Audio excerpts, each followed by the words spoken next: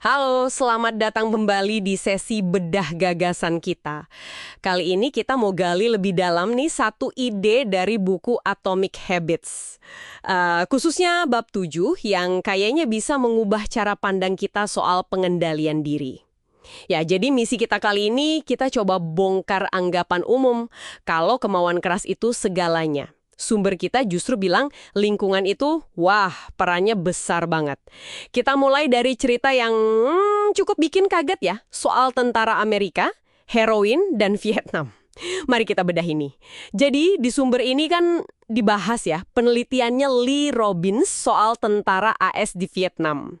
Banyak banget yang pakai heroin di sana. Kondisinya mendukung banget sih, stres perang, terus heroinnya gampang didapat, teman-teman seperjuangan juga pada pakai.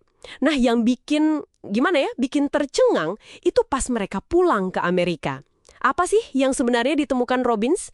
Dan gimana ini mengubah pemahaman kita soal kecanduan? Iya, temuan Robbins ini memang luar biasa dampaknya. Jadi, cuma sekitar 5% loh yang kambuh pakai heroin lagi dalam setahun, terus 12% dalam 3 tahun. Artinya apa? Artinya hampir 9 dari 10 tentara ini, ia berhenti gitu aja. Hampir dalam semalam. Dan ini bukan karena tiba-tiba mereka jadi punya, tekad baja gitu. Bukan. Kuncinya itu ada di perubahan lingkungan yang radikal. Benar-benar drastis. Di Vietnam, mereka itu dikelilingi pemicu, cues lah istilahnya, buat pakai heroin. Stres, gampang dapat barangnya, teman-teman juga pakai. Begitu pulang ke Amerika, pemicu-pemicu itu hilang semua. Nah, ini bukti kuat banget kalau konteks atau lingkungan itu punya pengaruh dahsyat ke kebiasaan. Bahkan kebiasaan skuad kecanduan. Wah, menarik banget ini. Kalau gitu, pandangan umum yang bilang orang paling jago ngendaliin diri itu yang punya otot kemauan paling kuat, gimana dong jadinya? Agak goyah ya? Nah, ini dia intinya. Ada gagasan yang mungkin kedengarannya agak kebalik gitu. Orang-orang dengan pengendalian diri terbaik, itu seringnya malah orang yang paling jarang perlu pakai pengendalian dirinya. Loh, kok bisa gitu? Ya, karena mereka ini lebih piawai, lebih lihai gitu, dalam menata hidup dan lingkungan mereka. Tujuannya, supaya nggak ketemu godaan dari awal. Kan lebih gampang nahan diri kalau kita nggak terus-terusan diserang sama godaan itu ya kan? Oke, masuk akal. Jadi, rahasianya bukan berharap kita jadi lebih disiplin secara ajaib gitu ya, tapi lebih ke menciptakan lingkungan yang lebih disiplin. Gitu. Jadi kita secara sadar mengurangi paparan ke pemicu kebiasaan buruk. Bikin kebiasaan baik itu kelihatan jelas, gampang dijangkau. Sebaliknya, kebiasaan buruknya disembunyiin, dibikin susah diakses.